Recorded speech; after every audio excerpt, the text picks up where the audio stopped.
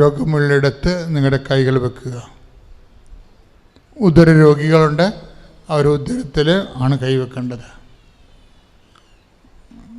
മൂത്രാശയത്തിൽ കല്ലുണ്ടുണ്ട്, കിഡ്നിയിൽ കല്ലുള്ളവരുണ്ട്, kidney രോഗികളുണ്ട്, അവർ നടുവിലാണ് കൈവെക്കേണ്ടത്. ശ്വാസകോശ രോഗികളും കരൾ രോഗികളും നെഞ്ചിൻ്റെ മധ്യത്തിൽ കൈവെക്കണം. കരൾ രോഗികൾ നെഞ്ചിൻ്റെയും വയറിൻ്റെ ഇടയ്ക്ക് കൈവെക്കണം. പാൻക്രിയാസ് രോഗികളെ ഇടതുവശത്ത് കൈവെക്കണം, വയറിൻ്റെ.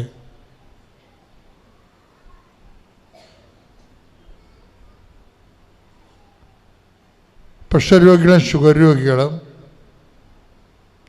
ഒന്നിൽ കൂടുതൽ രോഗങ്ങളുള്ളവരെ കുറേ രോഗങ്ങളുടെ കൈ പിണച്ച് സർവാംഗം ബോഡി കർത്താവിനെ ഏൽപ്പിച്ചുകൊണ്ട് സ്വസ്തിക പോലെ നെഞ്ച് പൂട്ടി കൈവച്ചിട്ട് ഉള്ളംകാലം മുതൽ ഉച്ച വരെ കർത്താവിനെ ഏൽപ്പിച്ച് നിൽക്കണം. അസ്ഥിരോഗികളുണ്ടാകാം, വാതരോഗികളുണ്ടാകാം, വേരിക്കോസിൻ്റെ അസുഖമുള്ളവരും PCOD രോഗികളും ഓരോ സാവരോഗികളൊക്കെ ഉണ്ട്. അവരെല്ലാവരും പ്രാർത്ഥിക്കുന്ന സമയമാണിത്. കിടപ്പ് രോഗികളെ ഓർത്ത് പ്രാർത്ഥിക്കാം, വീട്ടിലുള്ള രോഗികളെ ഓർത്ത് പ്രാർത്ഥിക്കാം. അച്ഛൻ പ്രാർത്ഥിക്കും, എൻ്റെ മക്കൾ വിശ്വാസപ്രമാണം ചൊല്ലിക്കൊണ്ട് തന്നെ നിൽക്കണം. വിശ്വാസപ്രമാണം ചൊല്ലി തീരുമ്പോൾ വീണ്ടും തുടങ്ങണം വിശ്വാസപ്രമാണം. അച്ഛൻ പ്രാർത്ഥിച്ച് തീരണവരേ പ്രാർത്ഥിക്കണം. വിശ്വാസപ്രമാണം അറിയാൻ പാടില്ലാത്തവർ യേശുവെ സ്വസ്ത്രം, യേശുവെ നന്ദി, യേശുവെ ആരാധന എന്ന് പറഞ്ഞുകൊണ്ട് നിൽക്കണം. ഈശോയെല്ലാം സാധ്യമായതിന് ഈശോയെ നിനക്ക് സ്വസ്ത്രവും നിനക്ക് സ്തുതിയും, നിനക്ക് ബഹുമാനവും നിനക്ക് ആരാധ്യം അർപ്പിക്കുന്ന കർത്താവേ. കർത്താവെ കടന്നു വരണമേ കർത്താവേ. കർത്താവെ ശക്തി ഒഴുക്കണമേ കർത്താവേ. കർത്താവെ ഉള്ളംകാലം മുതൽ ഉച്ചവരെ കർത്താവിൻ്റെ വിശുദ്ധമായ രക്തം തളിക്കപ്പെടട്ടെ എന്ന് പ്രാർത്ഥിക്കുന്നു. അസ്ഥി ഉരുക്കമുള്ളവരെ, അസ്ഥി ഉരിച്ചു പോകുന്നവരെ, അസ്ഥി സ്രാവമുള്ളവരെ, വെള്ളപ്പൊക്കിൻ്റെ അസുഖമുള്ളവരെ കർത്താവെ അവരെ സ്പർശിക്കുന്നത് പ്രാർത്ഥിക്കുന്നു. ചെവികളുടെ പഴുപ്പ് വരുന്നവരെ, അഡിനോയിഡിന് അസുഖമുള്ളവരെ, ശരീരഭാഗങ്ങളിൽ കോശങ്ങളിൽ ക്യാൻസറുകളുള്ളവരെ കർത്താവ് അവരെ സ്പർശിക്കണമേ കർത്താവെ. പല്ല് കൊഴിഞ്ഞു പോകുന്നവർ, കാഴ്ചത്തിൻ്റെ അസുഖമുള്ളവരെ അവരെ സ്പർശിക്കണമേ കർത്താവെ. തൊണ്ടയിൽ രോഗമുള്ളൊരു കർത്താവ്, ടോൺസിൽ രോഗികൾ, തൈറോയ്ഡ് രോഗികൾ അവരെല്ലാവരും സ്പർശിക്കണേ പ്രാർത്ഥിക്കുന്നു ഈശോ. കർത്താവ് ഹൃദയ രോഗികൾ, കിഡ്നി രോഗികൾ കർത്താവ് ഉള്ളംകാലം മുതൽ ഉച്ചവരെ കർത്താവിൻ്റെ രക്തം നിറയട്ടെ. മക്കളില്ലാത്തൊരു സംബന്ധിച്ച് പ്രാർത്ഥിക്കുന്നു കർത്താവേ. ദൈവത്തിൻ്റെ കരുണ ഒഴുകട്ടെ.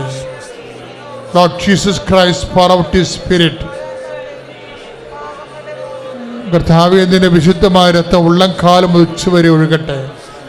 സർവകോശങ്ങളും പേശികളും കർത്താവിൻ്റെ നാമത്തിൽ സൗഖ്യം പ്രാപിക്കട്ടെ. നമ്മൾ ഈ ഉടമ്പടിയുടെ ഇത്രയും ഭയങ്കരമായ രീതി ഹെവി ഡ്യൂട്ടിയൊക്കെ ചെയ്യാൻ കാരണം സാക്ഷ്യങ്ങൾ എങ്ങനെയായാലും 25 സാക്ഷ്യങ്ങളല്ലേ ഒരു ദിവസം പറയിപ്പിക്കാൻ പറ്റുന്ന സാക്ഷ്യങ്ങൾ. ഞങ്ങളെല്ലാം ജനറൽ സാക്ഷ്യങ്ങളെല്ലാം ഒപ്പിട്ട് കൊടുക്കുന്നുണ്ട് ഒത്തിരി പേർക്ക്.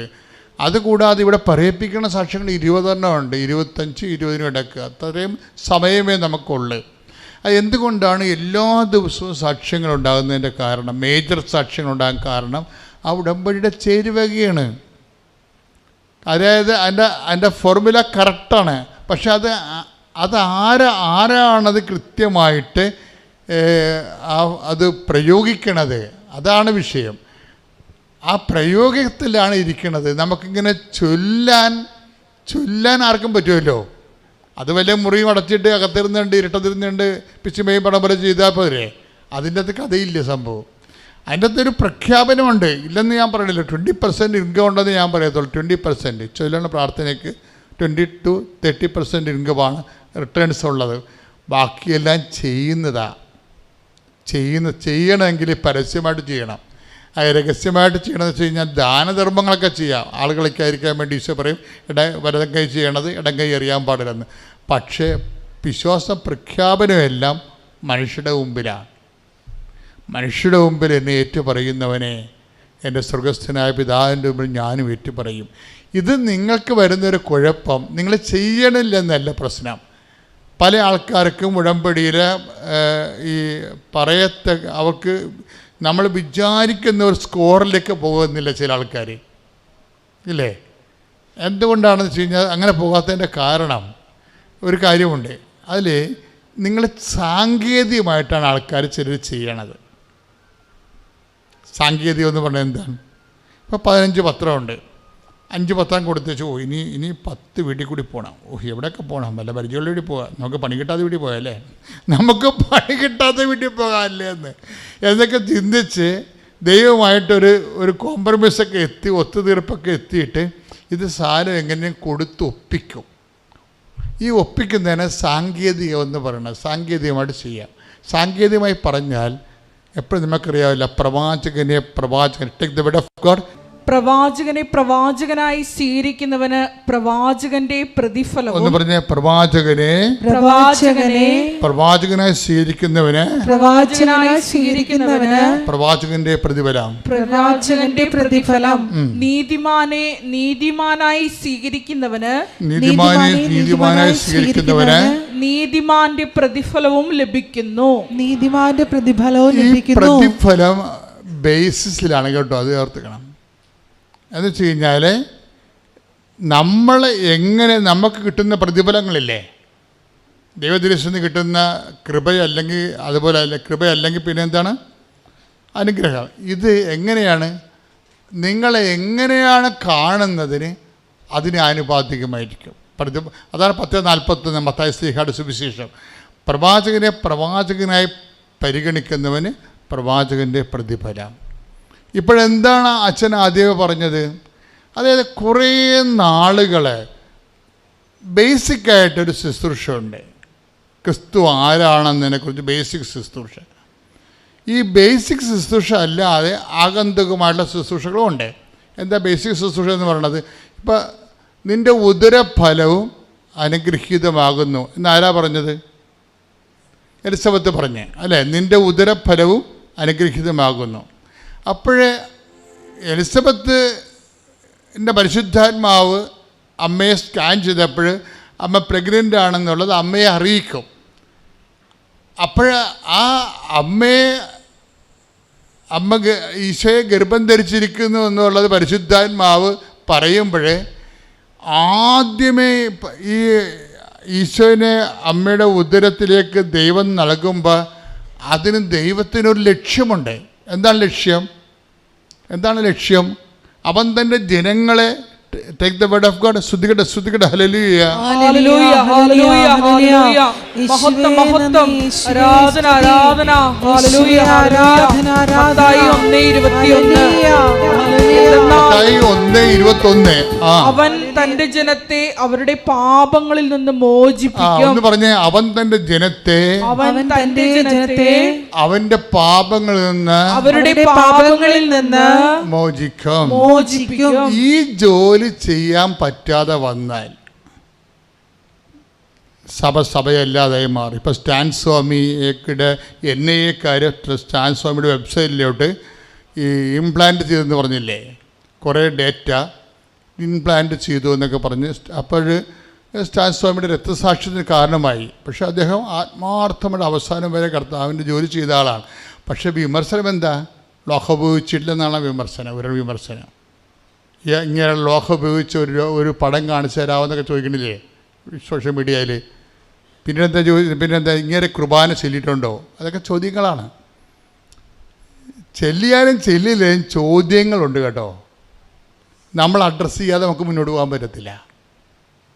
അച്ഛനായാലും കന്യാസ്ത്രീ ആയാലും സഭാപ്രവർത്തനായാലും ബേസിക്കുകൾ മറന്നുകൊണ്ട് നമുക്ക് മുന്നോട്ട് പോകാൻ പറ്റത്തില്ല സഭയ്ക്ക്. നമുക്ക് സോഷ്യൽ സർവീസൊക്കെ നടത്താൻ പറ്റും, എന്ത് വേണമെന്ന് ചെയ്യാൻ പറ്റും, എഡ്യൂക്കേഷൻ നടത്താൻ പറ്റും, പിന്നെ ബോധവൽക്കരണ പരിപാടികൾ ആദിവാസികളുടെ പ്രവർത്തിക്കാൻ പറ്റും. പക്ഷേ തലമറന്ന് എണ്ണനാക്കാൻ പറ്റത്തില്ല. ബേസിക്കായിട്ട് ചെയ്യേണ്ട ഒരു സംഭവമുണ്ട്. എന്താണ്? അവൻ തൻ്റെ ജനങ്ങളെ അവൻ തന്റെ ജനങ്ങളുടെ അവരുടെ പാപങ്ങളിൽ നിന്ന് മോചിക്കും. യേശുക്രിസ്തു ക്രൂശിക്കപ്പെട്ടിട്ടുള്ള ദ സാക്ഷ്യം യേശു എന്ന് പറഞ്ഞാൽ the cost of Jesus, the cost for Jesus four which Jesus ഇമാൻസിപ്പേറ്റഡ്. അവൻ്റെ മാനിഫെസ്റ്റേഷൻ ഉണ്ടായത് എന്തുകൊണ്ടാണ്? ഒന്നാമത്തെ കാര്യം ജനങ്ങളെ വിശുദ്ധീകരിക്കാനാണ് പാപങ്ങളിൽ നിന്ന്. പട്ടിണിയും ദാരിദ്ര്യവും അതുപോലെ തന്നെ പലതരത്തിലുള്ള ഭൗതിക സാഹചര്യങ്ങളൊക്കെ ഉണ്ടാവും. ഇപ്പം ഞങ്ങളൊക്കെ വിഴിഞ്ഞത്ത്, ഇപ്പോൾ ഈ വിഴിഞ്ഞ സമരത്ത് ഞാൻ പ്രതിയാണ്. കേസ് എടുത്തിട്ടില്ല. ഒരു നേരത്തെ ഉണ്ടായിരുന്ന കേസിന് കഴിഞ്ഞ ആഴ്ച ഞാൻ കോടതി പോയി വന്നതേ ഉള്ളൂ. അതെന്താ? അത് സാമൂഹ്യ നീതിക്ക് വേണ്ടിയുള്ള സുവിശേഷ മുന്നേറ്റങ്ങളാണ്, നീതിക്ക് വേണ്ടിയുള്ള ദാഹമാണ്. അത് സുവിശേഷത്തിൻ്റെ ഒരു ഭാഗമാണ്. പക്ഷെ അതേസമയം തന്നെ ഇതിന് ബേസിക്സ് ഉണ്ട്. എന്താ കാര്യം? അവൻ തൻ്റെ ജനങ്ങളെ പാപങ്ങളിൽ നിന്ന് മോചിച്ചെങ്കിൽ അവൻ്റെ ദൗത്യം ഏറ്റെടുക്കുന്ന എല്ലാ വ്യക്തികളുടെയും ചുമതലയാണ് ജനങ്ങളെ വിശുദ്ധീകരിക്കുക എന്നുള്ളത്. ജനങ്ങളെ വിശുദ്ധീകരിക്കാതെ വേറെ എന്ത് എഡ്യൂക്കേഷൻ ചെയ്താലും വേറെ എന്ത് സാമൂഹ്യ പ്രവർത്തനം ചെയ്താലും അതിനൊക്കെ പട്ടിക്കാട്ടത്തിൻ്റെ വിലകളേ ഉള്ളൂ. തലമുറ നടന്നാക്കാൻ പറ്റത്തില്ല. അത് വിഷയം സീരിയസ്. അത് നിങ്ങളും അത് ഉടമ്പടി ചെയ്യുന്ന ആൾക്കാരും ഈ വിഷയത്തിൽ ശ്രദ്ധിക്കണം. എന്താ കാര്യം? നിങ്ങൾ അതായത് സുവിശേഷ വേല ചെയ്യുമ്പോൾ നിങ്ങളെ പ്രവാചകനായി സ്വീകരിക്കുകയാണ്. പ്രതിഫലം അത് ദൈവപുത്രനായിട്ട് സ്വീകരിക്കുകയും രക്ഷകനെ. ഇപ്പം അമ്മ എന്താണ് ഐഡൻറ്റിഫൈ ചെയ്തത്? എലിസബത്ത് നിൻ്റെ ഉദരഫലവും അനുഗ്രഹീതമാണെന്ന് പറഞ്ഞപ്പോഴേ അതിന് മറുപടി അമ്മ എന്താ പറഞ്ഞത്? അമ്മ എൻ്റെ ആത്മാവ് രക്ഷകനായ ദൈവത്തിൽ ആനന്ദം കൊള്ളുന്നു. നിങ്ങൾ ഈ വിഷയത്തിൽ യാതൊരു വെള്ളവും ചേർക്കാതെ ചെയ്യുന്ന കാര്യം ദൈവ തിരുസന്നിധിയിൽ നമുക്കറിയാമല്ലോ, മക്കളുണ്ട് 8-17 അതൊരു റാങ്കാണ്, ഒരു ബ്രാൻഡാണ്. പക്ഷേ ദൈവം ഈ മക്കൾ എന്നതിനേക്കാൾ ഉയർന്ന ഒരു റാങ്കുണ്ട്. നമ്മൾ മുന്നോട്ട് പോകും തോറും ഈ റാങ്കിലോട്ടാണ് വരേണ്ടത്. അപ്പോൾ ഇന്നലെ എന്നെ ഒരു ക്യാപ്റ്റൻ വിളിച്ചു. നമ്മുടെ ഇവിടെ ഉടമ്പടി എടുത്തിട്ടുള്ള ഒരു മിലിറ്ററി ക്യാപ്റ്റനാണ്. അപ്പോൾ അദ്ദേഹത്തിന് ഒരു സ്റ്റാർ ഇന്നലെ കിട്ടി. അപ്പോൾ അദ്ദേഹം പറഞ്ഞത് കൊമോദോസ്, അതായത് ക്യാപ്റ്റൻ കഴിഞ്ഞുള്ള ഫസ്റ്റ് റാങ്കാണ്. ഇതുപോലെ ലോകത്തിലുള്ള എല്ലാത്തിനും ഇതുപോലെ റാങ്കുകളുണ്ട്. മക്കളൊരു റാങ്കാണ്. ഈ മക്കളെ തന്നെ റാങ്ക് ആകണമെങ്കിൽ നമ്മൾ മക്കളാണെന്നുള്ളത് അതേ രീതിയിൽ തന്നെ നമുക്ക് ബോധം ഉണ്ടാവുകയും മക്കളെപ്പോലെ നമ്മൾ ദൈവത്തിരുസന്നിധിയിൽ വ്യാപരിക്കുകയും ചെയ്യണം. എന്താണെന്നാൽ ഇവിടുത്തെ പ്രശ്നം എന്ന് വെച്ച് കഴിഞ്ഞാൽ നമ്മളൊന്ന് കൃത്യമാകണമെങ്കിൽ ഉടമ്പടി വല്ലാത്ത ഫലങ്ങൾ തരും. കാരണം ഞാൻ അച്ഛനായിട്ട് 37 വർഷമായി. ഈ 37 വർഷത്തിനുള്ളിൽ നമ്മൾ ഒത്തിരിയേറെ സാക്ഷ്യങ്ങളും ഇവിടെ ഉള്ളതും മറ്റു ധ്യാന കേന്ദ്രങ്ങളുള്ളതും ഒക്കെ നമ്മൾ കേൾക്കുന്നതാണ്. പക്ഷെ ഉടമ്പടിയുടെ കാലഘട്ടം തുടങ്ങുമ്പോൾ നമ്മൾ ഒരിക്കലും കേൾക്കാത്ത കാര്യങ്ങളാണ് കേൾക്കുന്നത്. പ്രത്യേകിച്ച് ഈ വ്യഥകളെന്ന് പറയുന്ന സംഭവം അഡ്രസ്സ് ചെയ്യുന്നത് ഉടമ്പടിയിലാണ്. വ്യഥകൾ സൗഖ്യപ്പെട്ടാണ്. അപ്പോൾ എൻ്റെ മനസ്സിലെന്ന് പറഞ്ഞു, ഇത് ഈ 300 മീറ്റർ നടക്കാൻ പറ്റാത്ത ആൾ, 300 മീറ്റർ എന്ന് പറഞ്ഞാൽ എൻ്റെ വണ്ടി ബൈക്ക് കംപ്ലൈൻ്റ് ആയിട്ട് വർക്ക്ഷോപ്പിലേക്ക് പോകണം. വർക്ക്ഷോപ്പ് എൻ്റെ കടയുടെ അവിടെ നിന്ന് 300 മീറ്റർ അകലെയാണ്. അപ്പോൾ 300 മീറ്റർ നടക്കാൻ പറ്റാത്ത ആൾ ഈ മരിയൻ റാലിനെ കുറിച്ച് ചിന്തിച്ചിട്ട് ഒരു കാര്യമില്ല എന്നൊന്ന്. അങ്ങനെ എൻ്റെ മനസ്സിൽ ഇങ്ങനെ മാതാവിനോട് പ്രാർത്ഥിച്ചപ്പോൾ ഒരു സുപ്രഭാതത്തിൽ തലേ ദിവസം മരിയൻ റാലിയുടെ തലേ ദിവസം എൻ്റെ മനസ്സിൽ ഇങ്ങനെ തോന്നണേ, ഒന്ന് പരീക്ഷിച്ച് നോക്കിയാലാ എന്നിട്ട്. അങ്ങനെ ഞാൻ അർത്തിങ്കൽ പള്ളിയിൽ കൊണ്ടുവന്നിട്ട് ബൈക്ക് വെച്ചിട്ട് അവിടെ നിന്ന് ബസ്സിന് ഇവിടെ വന്ന് പകുതി അപ്പോഴേക്കും റാലി തുടങ്ങിയിട്ടുണ്ടായിരുന്നു. അപ്പോൾ ഓരോ വർഷം തോറും എന്ന് പറഞ്ഞാൽ പക്ഷം പറയുന്ന ലക്ഷക്കണക്കിന് ആളുകളാണ് ഈ മരിയൻ റാലിയിൽ പങ്കെടുക്കുന്നത്. നമുക്ക് വിശ്വസിക്കാൻ പറ്റില്ല ഇത്രയും ജനം ഈ നാട്ടിലുണ്ടോ, അല്ലെങ്കിൽ എവിടെ നിന്നെല്ലാം വന്നു കൂടിയത്. അതിന് മാത്രം ഞാൻ കാണുമ്പോഴേക്കും എനിക്ക് ഇത്രയും ജനങ്ങൾ വന്നിട്ടുണ്ട്. അപ്പോൾ ഇതിൽ രോഗാവസ്ഥയിൽ നടക്കാൻ പറ്റും. എന്നെപ്പോലെ പല ആളുകളും ഈ റാലിയിൽ പങ്കെടുക്കാനുണ്ടാവുമായിരിക്കുമല്ലേ എന്നൊക്കെ എൻ്റെ മനസ്സിൽ നോക്കണേ. അങ്ങനെ ഉണ്ടെങ്കിൽ നമുക്ക് എവിടെയെങ്കിലും വെച്ച് അവസാനിപ്പിക്കണം, അവസാനിക്കുക എന്നോർത്ത് ഞാൻ മരിയൻ റാലിയിൽ പങ്കെടുക്കണേ. മരിയൻ റാലിയിൽ പങ്കെടുത്ത് അർത്തിങ്കൽ പള്ളിയിൽ വന്ന് അപ്പോൾ ഏകദേശം ഒരാൾ ഞാൻ ചോദിച്ചപ്പോൾ ദൂരം 16.5 കിലോമീറ്റർ ഏകദേശം, അത് കൃത്യം ഏത് വഴിക്കെന്നറിയില്ല, ഏകദേശം അത്രയും ദൂരമാണ് ഞാൻ ഈ റാലിയിൽ പങ്കെടുത്ത് ഒരു ബുദ്ധിമുട്ടും ഇല്ലാണ്ട്, കാലുമുട്ടും അതിനെ ഒന്നുമില്ലാത്ത അവസ്ഥയിൽ എനിക്ക് അർത്തിങ്കൽ പള്ളിയിൽ വന്നിട്ട് ആ മരിയൻ റാലിയുടെ എല്ലാ ഇതിൽ പങ്കെടുക്കാൻ പറ്റി, എല്ലാ കാര്യങ്ങളിലും പങ്കെടുക്കാൻ പറ്റി. അത് വളരെ ഒരു ദൈവാനുഗ്രഹം തന്നെയാണ്. അമ്മ പരിശുദ്ധ അമ്മ എന്നെ കൈപിടിച്ച് പ്രാർത്ഥിച്ചുകൊണ്ടിരിക്കുന്ന സമയത്ത് പല സ്ഥലത്ത് വെച്ച് ഞാനിങ്ങനെ പെട്ടെന്ന് നിന്ന് പോയിട്ടുണ്ട്. അതായത് ആരും കാണണ്ട, പതിയെ എവിടെയെങ്കിലും ഇത് വെള്ളം കുടിക്കുന്ന പോലെയൊക്കെ നിൽക്കുക, അതായത് കാൽമുട്ട് വേദന തോന്നിയിട്ട് ഇങ്ങനെ നിന്ന്. അപ്പം ഞാൻ ഓർത്ത് ഇവിടം വരെ എത്തി, ഇനി പുറകോട്ട് തിരിഞ്ഞു നോക്കേണ്ട കാര്യമില്ല, ഏകദേശം പകുതി ദൂരമായിട്ടുണ്ട്. അപ്പോൾ കൃത്യമായിട്ട് അറിയെങ്കിലും പകുതി ദൂരമായിട്ടുണ്ട്, ഇനി മുന്നോട്ട് തന്നെ പോകാം. അങ്ങനെ നടന്ന് ആ മരിയൻ റാലി എനിക്ക് വളരെയധികം ഭംഗിയായിട്ട് പൂർത്തിയാക്കാൻ പറ്റി. അതുപോലെ തന്നെ എനിക്ക് ഉദരസംബന്ധമായിട്ടൊരു അങ്ങനെ കാൽവേദന പൂർണ്ണമായിട്ടും മാറി. ഇപ്പോൾ എത്ര ദൂരം വേണമെങ്കിലും എനിക്ക് നടക്കാമെന്നുള്ള ധൈര്യമുണ്ട്. ധൈര്യം എന്ന് പറഞ്ഞാൽ വേറൊന്നുമല്ല, നമ്മൾ വിശ്വാസപ്രമാണം ചൊല്ലിക്കൊണ്ട് ഒരു സ്റ്റെപ്പ് നമ്മളൊരു കാര്യം ചിന്തിച്ചാൽ മാതാവ് നടത്തി തരും. ആ ഉറച്ച വിശ്വാസം മാത്രം മതി. ഇപ്പോൾ ഇവിടെ കൂടിയിരിക്കുന്ന എല്ലാവർക്കും അറിയാവുന്നതാണ്. അതായത് ഓരോ അനുഭവം ഇതൊന്നും ഈ സാക്ഷി ഇതൊന്നുമല്ല, ഇതേപോലെ ആയിരക്കണക്കിന് ഇതിനെക്കാട്ടിയും വളരെ ഭംഗിയായിട്ടുള്ള സാക്ഷ്യങ്ങൾ പറഞ്ഞ ആളുകൾ ഇവിടെ തന്നെ ഉണ്ടായിരിക്കുമെന്ന് എനിക്കറിയാം. അപ്പോൾ ഓരോ ദിവസവും നമ്മളിങ്ങനെ പ്രാർത്ഥിച്ചുകൊണ്ടിരിക്കുന്ന സമയത്ത് അത് മാതാവ് ഏത് വിധേയതയാണെങ്കിലും നമുക്ക് നടത്തി തരുന്നുള്ള ഒരു വിശ്വാസം അതുണ്ട്. അതുപോലെ എനിക്ക് ഉദരസംബന്ധമായിട്ട് വയറുവേദന, അതുപോലെ ഭക്ഷണങ്ങളെ കഴിച്ചാലൊന്നും എനിക്ക് പിടിക്കില്ല, അങ്ങനെ വളരെ ഭയങ്കര പ്രയാസമായിരുന്നു. എവിടെയെങ്കിലും വല്ല അടിയന്തരത്തിലൊക്കെ പോയിക്കഴിഞ്ഞാൽ കൂടെ നിൽക്കുന്നവരുടെ അടുത്ത് നിന്ന് ഭക്ഷണം കഴിക്കാൻ ബുദ്ധിമുട്ടായത്, അവർ കഴിക്കുന്ന ഭക്ഷണം തന്നെയാണ് എനിക്കും വിളമ്പിയേക്കണത്. അപ്പോൾ അത് കഴിക്കാനുള്ള ഒരു ബുദ്ധിമുട്ട്, അപ്പോൾ എനിക്ക് മാത്രമല്ല നമ്മളടുത്തിരിക്കുന്നവർക്ക് അതൊരു വല്ലാത്തൊരു അതായത് ഇയാൾക്ക് ഇഷ്ടപ്പെടാഞ്ഞിട്ടാണ് എന്നൊക്കെ തോന്നിപ്പോവും. അപ്പോൾ ഞാൻ പരമാവധി അങ്ങനെ അടിയതിനൊക്കെ ഒഴിഞ്ഞ് നിൽക്കും. അങ്ങനെ കഴിക്കണമെങ്കിൽ തന്നെ ഒറ്റ ഇവിടെ മാറിയെന്നായിരിക്കും അധികം കഴിക്കുന്നത്. അങ്ങനെയൊക്കെ പോയി നമ്മുടെ വെഞ്ചരിച്ച ഉപ്പും തൈലവും പുരട്ടിക്കൊണ്ട് ഞാൻ വിശ്വാസപ്രമാണം ചൊല്ലിക്കൊണ്ട് ആ വയറിൻ്റെ ഭാഗത്ത് ഞാനിങ്ങനെ പ്രാർത്ഥിച്ച് പ്രത്യക്ഷീകരണം മധ്യസ്ഥ പ്രാർത്ഥന പ്രാർത്ഥിച്ചുകൊണ്ട് തൈലവും പുരട്ടി. അതുപോലെ ഭക്ഷണത്തിൽ ഓരോ പ്രാവശ്യം കഴിക്കുമ്പോൾ ഞാൻ ഉപ്പിട്ട് കഴിക്കുമായിരുന്നു. അതുപോലെ കുടിക്കുന്ന വെള്ളത്തിൽ ഉപ്പിട്ട് കഴിക്കുമായിരുന്നു. അത്ഭുതം എന്ന് പറയട്ടെ എന്ന് പറഞ്ഞാൽ ഓരോ ദിവസം തോറും നമുക്ക് എന്തും കഴിക്കാമെന്ന ഒരു സ്റ്റേജിലേക്കാണ് ഞാൻ കടന്നു വന്നത്. അത് പരിശുദ്ധമ്മയുടെ ഒരു വലിയ അനുഗ്രഹം, അത്ഭുതം ഒന്ന് മാത്രമാണെന്ന് അറിയാം. യാത്ര ചെയ്യുന്ന സമയത്ത് നമ്മൾ പല സ്ഥലങ്ങളിൽ ചെല്ലുമ്പോഴേക്കും അവിടെ ചെന്നിട്ട് എന്തായിരിക്കും കഴിക്കേണ്ടത്, എന്ത് ഭക്ഷണം കഴിക്കും, എനിക്ക് വയറിന് സംബന്ധമായിട്ടുള്ള അസുഖം ഉണ്ടല്ല, അതൊരു വല്ലാത്തൊരു ബുദ്ധിമുട്ട് തന്നെയായിരുന്നു. പരിശുദ്ധ അമ്മ വിശ്വാസം പ്രമാണം ചൊല്ലിക്കൊണ്ട് അച്ഛൻ പല പ്രാവശ്യവും ഇവിടെ നമ്മളോട് പറഞ്ഞിട്ടുണ്ട്. വിശ്വാസപ്രമാണം ചൊല്ലിക്കൊണ്ട് പരിശുദ്ധ അമ്മ നമ്മുടെ കൂടെ ഉണ്ടെന്നുള്ള വിശ്വാസത്തിൽ നമ്മൾ ഒരു സ്റ്റെപ്പ് എടുത്താൽ മതി, പിന്നെ അമ്മ പിടിച്ച് നടത്തിക്കോളും. അതേപോലെ ഓരോ ദിവസവും നമ്മളുടെ മനസ്സിൽ നമ്മൾ എന്ത് ചെയ്യുമ്പോഴേക്കും നമ്മൾ പ്രാർത്ഥിച്ചുകൊണ്ട് ചെയ്യണമെങ്കിൽ തീർച്ചയായിട്ടും പരിശുദ്ധമ്മ നമുക്കത് നടത്തിത്തരും എന്നുള്ള വിശ്വാസമാണ്. നിങ്ങളുടെ മുൻപിൽ ഇപ്പോൾ സാക്ഷ്യം പറഞ്ഞാൽ ഞാൻ നിൽക്കുന്നതന്നെ എൻ്റെ ഏകദേശം ഒരു ദിവസം 10-12 കിലോമീറ്ററോളം എനിക്ക് ഇപ്പം നടക്കാൻ പറ്റും, ഒരു ബുദ്ധിമുട്ടും കൂടെ ഇല്ലാതെ തന്നെ. അത് പരിശുദ്ധമ്മയുടെ അത്ഭുതം കൊണ്ടൊന്ന് മാത്രമാണെന്ന് ഞാൻ വിശ്വസിക്കുന്നു. ആ പരിശുദ്ധമ്മയ്ക്കും തിരുക്കുമാരും 1000 നന്ദി പറയുന്നു. Praise the Lord. ഇവിടെ ഈ നിമിഷം നിൽക്കാൻ സാധിച്ചതിന്, ദൈവം അനുവദിച്ചതിന് ആദ്യം തന്നെ നല്ല ദൈവത്തിന് നന്ദി പറയുന്നു.